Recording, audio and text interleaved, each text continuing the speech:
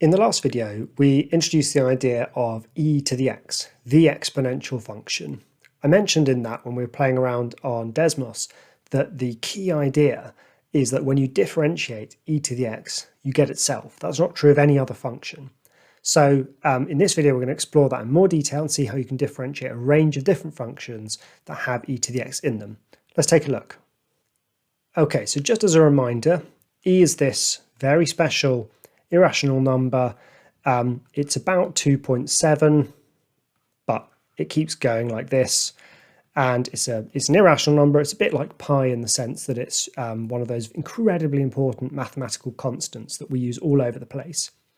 It has the property that if you have y equals 2.7, all of this stuff, to the power x, which is much easier to just write as y equals e to the x, then when you differentiate it, dy by dx, it just gets the same thing. It differentiates to itself. So if you want to know what the gradient of an e to the x graph is at any point, you can just look at its y value. Okay, that's one way of thinking about this. The y value is the same as its gradient. Pretty clever. Now, what about other functions? Like what about y equals e to the 2x? Well, okay, we can see what's going to go on here by thinking about transformations. If f of x was e to the x, then f of 2x would be e to the 2x. So what does that look like? Well, if e to the x is like this, well, e to the 2x is just slightly more bunched up like this. Now, the effect this has is actually an intuitive one. I'm not going to prove it for you here, but it is an intuitive one. It does make sense.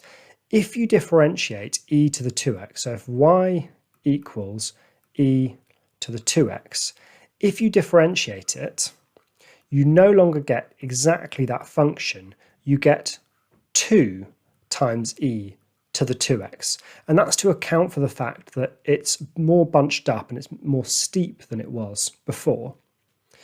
In fact, this can be fully generalized that if we have y equals e to the 13x, if you differentiate this, you get 13 e to the 13x.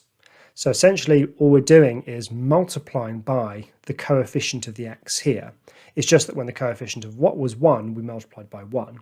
And this is true for negative numbers as well. So if y equals e to the minus 4x, we get a derivative, a gradient function of y equals minus 4 e to the minus 4x. Okay, so we generalize this as like this. So in general, if y equals e to the kx, where k is a number, then the derivative, the gradient, dy by dx, is k e to the kx. Let's differentiate these then.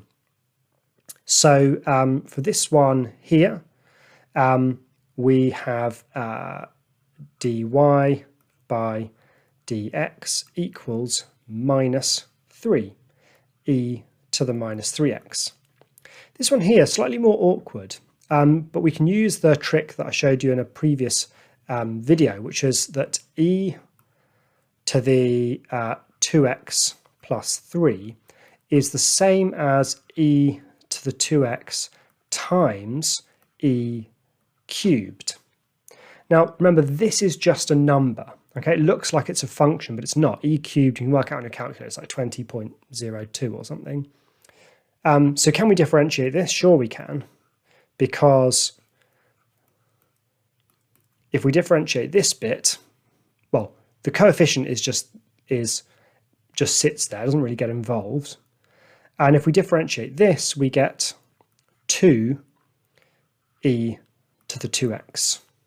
So in total, what we've got is 2e cubed e to the 2x, and then you could combine these back together. You could rewrite that as using indice laws. You can add these powers and get 2e to the 2x plus 3. A little shortcut is that you can see that, in fact, what we did is we multiplied by the derivative of this whole expression, which was 2. kind of getting a little bit beyond year 12 here. This is something we're going to look at in year 13 called the chain rule, but more on that later. Okay, for this one here, well, it's the derivative and it's f of x, so we're going to use f dashed of x notation. Well, we multiply by the coefficient, which is a half, so we get 5 over 2 as our new coefficient, e to the half x. Let's have a look at some slightly tougher ones. Differentiate the following. All right, e to the x plus 2 all squared. Something like this, we have to expand it first because we've only got a rule for differentiating e to a power, not e to a plus something and then inside a bracket all squared. We don't have any rules for that yet.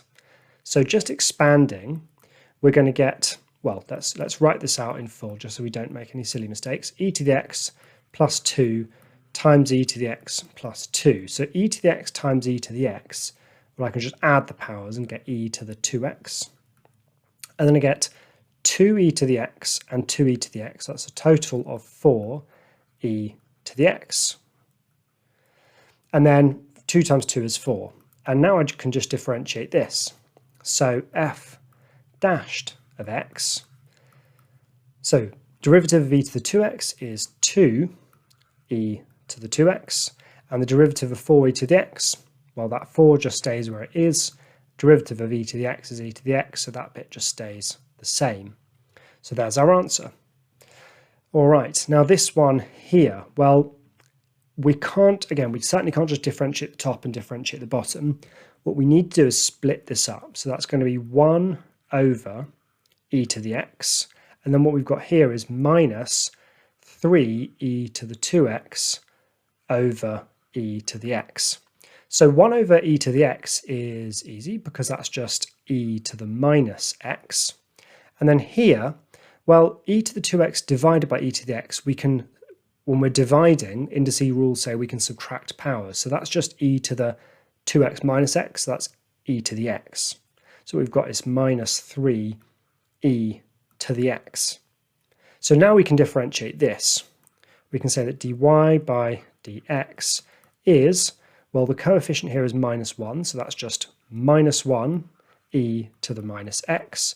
And here, that e to the x does not change when we differentiate it, so just minus 3e to the x.